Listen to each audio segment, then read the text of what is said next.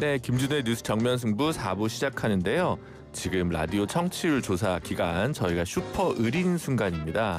02로 시작하는 전화 있으면 받으셔가지고 라디오 청취율 조사하면 YTN 라디오 김준호의 뉴스 정면 승부 잘 듣고 있다고 사실대로 응답하시면 됩니다.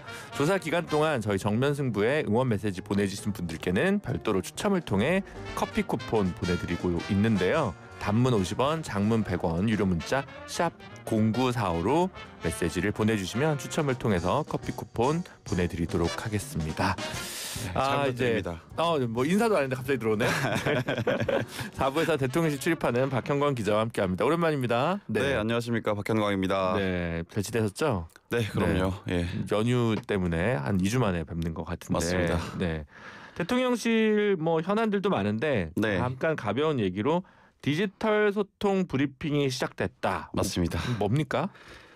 그러니까 대통령실 안에 브리핑 룸을 따로 만들어서 거기서 이제 라이브 중계를 할 수 있도록 만들어준다 이겁니다. 네. 그래서 기자들의 반응은 뭐 이제 현실적인 반응이 나오죠. 할 일이 늘었다.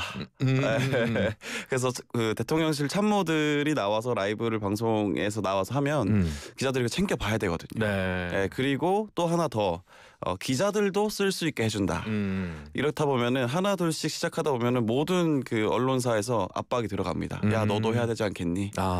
그런 두 가지 일이 늘어난 거죠. 근데 뭐 이제 사실 기자들이 할 일이 늘어났다는 얘기는 많은 시민분들께서 더 고급 정보를 받을 수 있다라는 얘기이기 때문에 잘한 정책이다 이렇게 평가합니다. 디지털 소통 브리핑이라는 게 결국 대통령실에서 자신들이 추진하고 있는 정책을 월수금인가요? 주 3회 지금 네, 맞습니다. 유튜브 방송을 한다는 거죠? 맞습니다. 근데 이걸 라이브로 하는 거예요? 라이브로 합니다.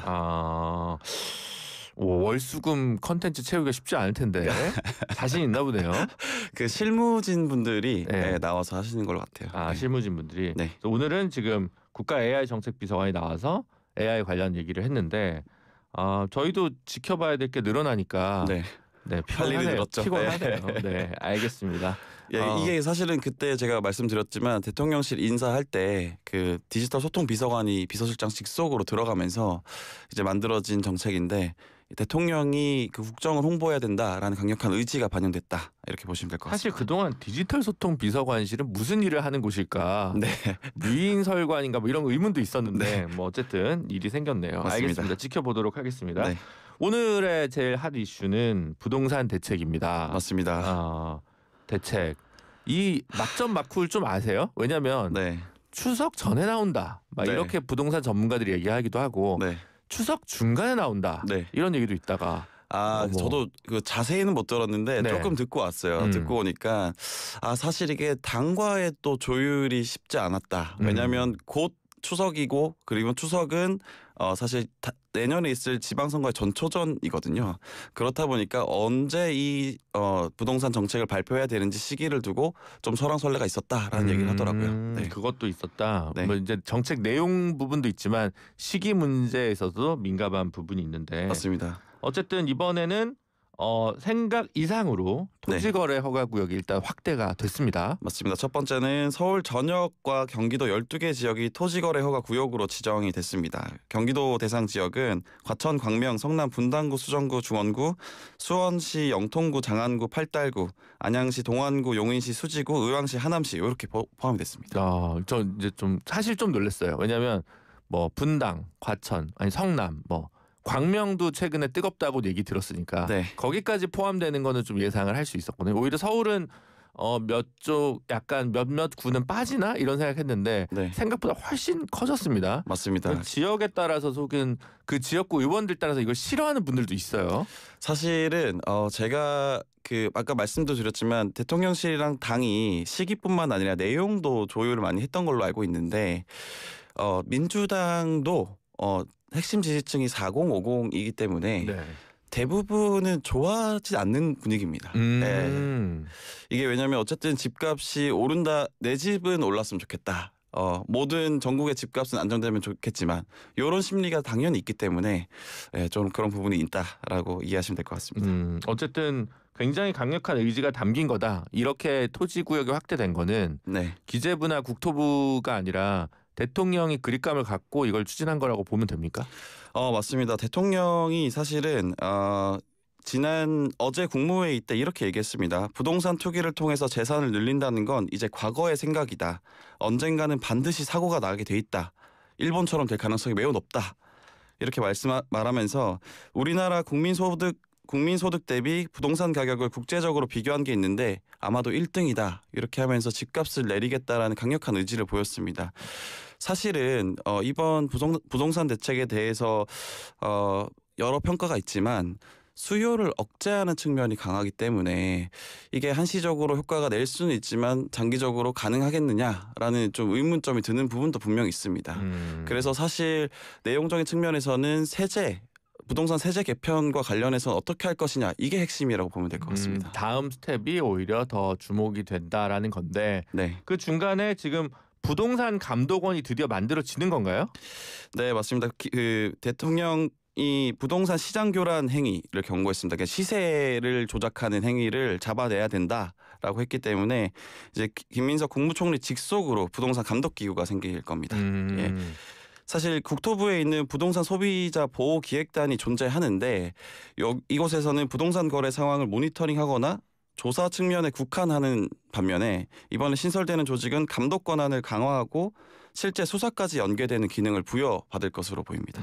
이것도 그러면 정부조직법 통과를 또 해야 되는 새로운 그러니까 기관을 아예 만드는 걸로 지금 봐야 되는 거네요.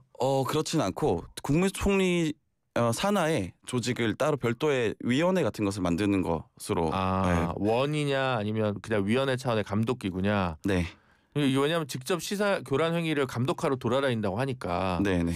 이게 지금 어느 정도 수준으로 될 건지가 금감원처럼 별도 기관으로 생각했는데 그게 아닌 건가요? 제가 알기로는 아닌데 한번 조금 더 제가 알아보도록 하겠습니다. 어쨌든 그 의지를 좀 보여주는 부분이 되면 좋겠다라고 생각하는데 네. 그러면 원래 대통령은 당선 그러니까 후보 시절에 세금으로는 못 잡는다. 네. 부동산 가격을 세금을 통해서 잡을 거 생각은 없다. 네. 혹은 세금이 효과적이지 않다 이런 얘기를 했다가 최근에는 김용범 정책시장은 세금을 안 쓴다는 얘기는 아니다 이런 얘기를 했어요. 맞습니다. 근데 지금 이제 얘기하시는 건 최근에 보면 구윤철 실장도 세금 문제 얘기를 하고 있는데 맞습니다. 어떻게 가고 있습니까? 세금 쓰는 겁니까? 그 구윤철 이제 장관 또한 어제 국회 기재위 국정감사에 나와가지고 그런 얘기를 했습니다. 부동산 세제 개편과 관련해서는 내부 검토를 끊임없이 하고 있다. 시장의 세제 민감도가 높다고 얘기를 하면서 아직까지는 검토 중이다 정도로 선을 그었습니다. 다만 일각에서는 정말로 집값을 내리기 위해서는 세제 합리화 방안을 도입해야 된다라는 목소리도 나옵니다. 합리화한다는 것은 이제 결국은 보유세를 더 올리고 맞습니다. 양도세, 거래세는 내린다. 맞습니다. 그런 쪽으로 고민을 하고 있다는 거군요. 시뮬레이션은 일단은 하고 있다는 거군요. 예, 이게 굉장히 중요한 부분이라고 생각이 좀 드는 것은 어쨌든 노무현 문재인 정부 때 생각을 해보면은 세제 개편을 하겠다라고 경고를 하고 난 뒤 집값이 확 내렸거든요. 그러다가 사실 별거 없네 하니까 집값이 폭등했단 말이죠. 그래서 굉장히 중요한 지점이다라고 판단이 좀 되고 이 부분에서도 당과 어떻게 조율할 것이냐가 핵심일 것 같습니다. 네. 물론 이제 부동산이라는 것이 먹고 사는 문제이기 때문에 정치 문제와 연계하는 것이 조금 민망한 부분이긴 하지만 또 대통령 입장에서도 당과 조율하지 않을 수 없는 상황. 이지 않을까. 당이랑 조율인데 그러면 검찰개혁 같은 경우는 이제 당이 조금 더 세게 나가는 쪽이었고 대통령실은 조금 정중동의 위치였단 말이죠. 그럼 네. 부동산 정책과 관련해서 당과 청 사이에 엇박자나 미묘한 긴장이 있는 거예요?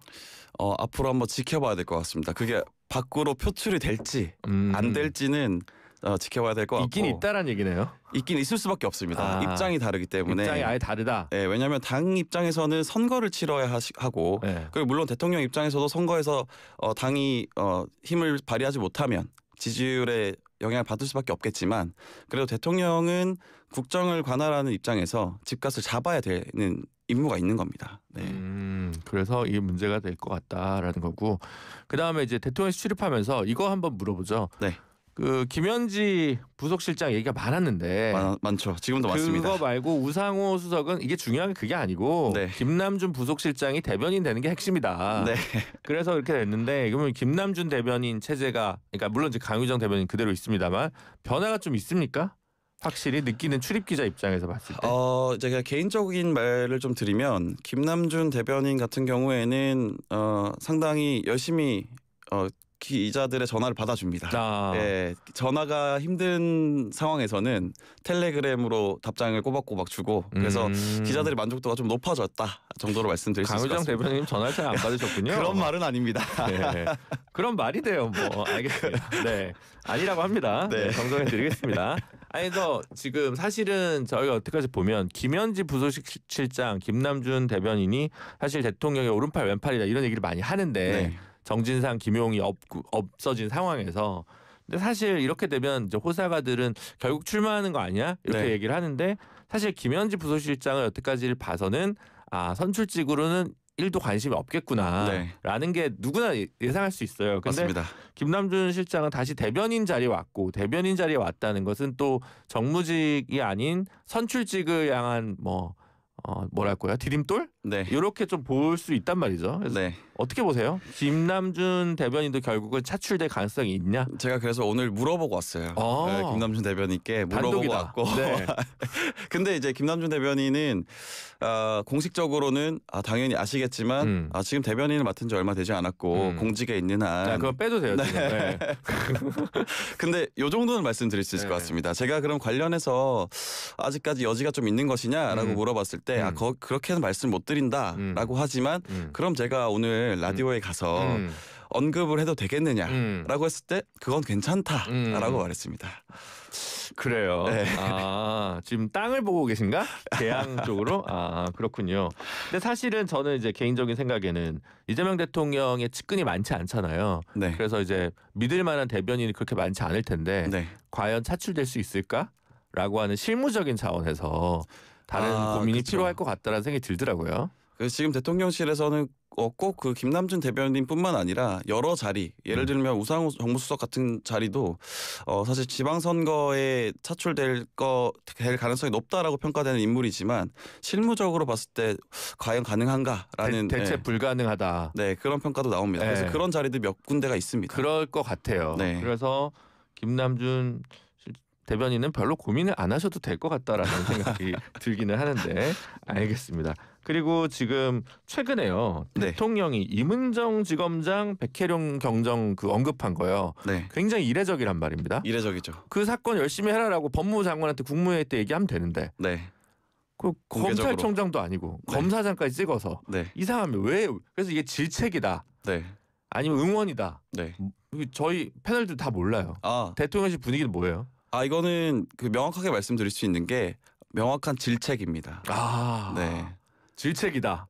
이게 사실 어떻게 이해하시면 되냐면 공직 기강을 바로 세워야 한다에서부터 출발합니다. 왜냐하면 이문정 지검장과 백혜령 경정 등이 사실 공무원이지만 방송에 나가서 본인의 사견을 계속해서 얘기를 하고 뭐 오적 그리고 불법 단체 이런 얘기를 하면서 여론을 호도하고 있다로 판단하고 있는 걸로 보고 있습니다.